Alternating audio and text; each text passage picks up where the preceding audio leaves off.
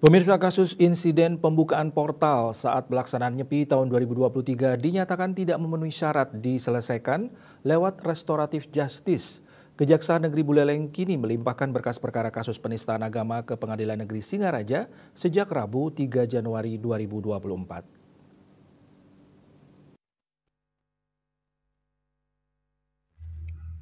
Humas sekaligus Kasih Intel Kejari Buleleng Ide Bagus Alit Ambara Pidade mengatakan, berkas perkara kasus tersebut telah dilimpahkan Jaksa Penuntut Umum JPU ke PN Singaraja pada Rabu 3 Januari untuk segera disidangkan. Ada 3 orang jaksa yang ditunjuk untuk menangani persidangan kasus tersebut.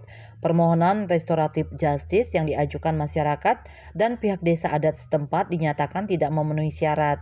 Alit menyebut, kasus tersebut tidak bisa diselesaikan dengan mekanisme keadilan restoratif karena adanya keberatan yang dilayangkan oleh Parisada Hindu Dharma Indonesia (PHDI) Bali.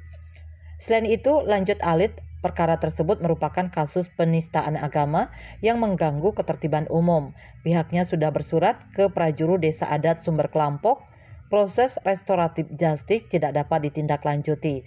Bahkan menurut Alit, kedua terdakwa yakni Ahmad Zaini dan Muhammad Rasyad dijerat pasal 156A KUHP tentang penodaan agama dengan ancaman hukuman paling lama 5 tahun penjara.